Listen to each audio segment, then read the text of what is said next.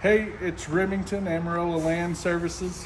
What we're going to go over today is we're going to build an RPZ. This is how we build it for Amarillo, Texas. So as you probably know, an RPZ has to be 12 inches above grade. We set it up for a freeze miser. That's our frost protection, along with a R13 bag and a rock. So come join us.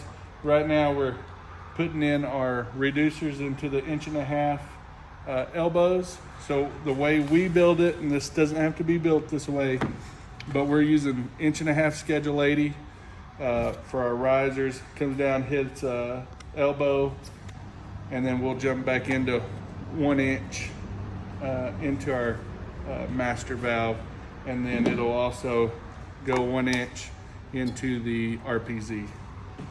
So we'll bring you along with the process.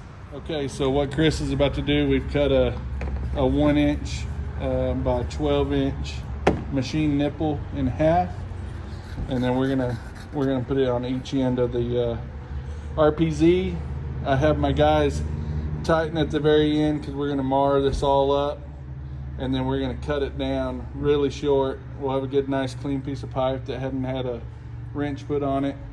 And you have to make this fitting really tight, and I'll show you, so it'll fit, the bag will fit over this RPZ. If you make this too long, the bag will not fit over it. Okay, so here we are.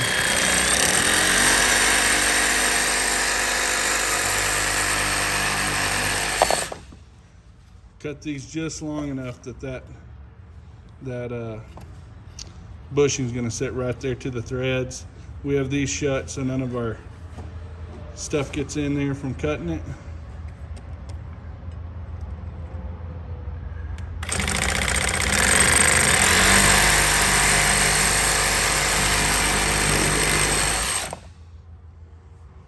Perfect, Chris.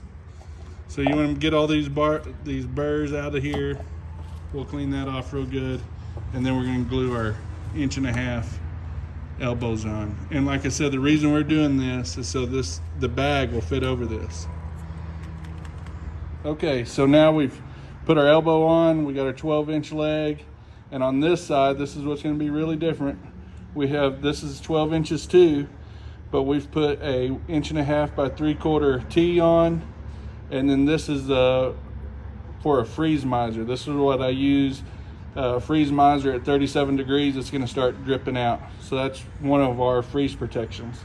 So the next thing Chris is going to do is glue these unions on. He's going to break it apart and show you which way to install this.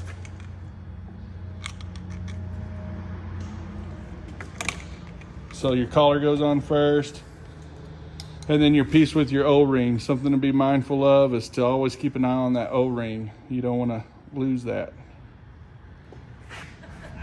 Okay, so we have this wrapped up. So we've got our unions on. That's the last piece you saw. Come down 2 feet, hit another elbow, Schedule 40 1 inch pipe, and then we put a PGA for our master valve.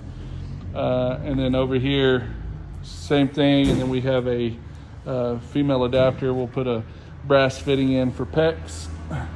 What's nice about doing the unions is you can move these however you need to. So if you ditch at an angle to your wellhead, it just makes it really nice.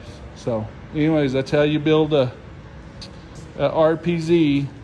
You got your female adapter coming in, elbow, this is 2 feet up. Here's ground level. So you got your union, you can disassemble this if it gets really cold. We like to take them off if it gets, if it's gonna be below 10 degrees or something for a long time. Here's your RPZ. That's different than the double check. This will release water out. This is the only thing rated for health hazard. We use this in the country because the state requires an RPZ to be installed in the country because of the septic system, the on-site sewage facility. So we come out, hit our setup for our freeze miser. It's not on right now, but we'll set a freeze miser there. And then your next union coming down out to your master valve. So that's the setup.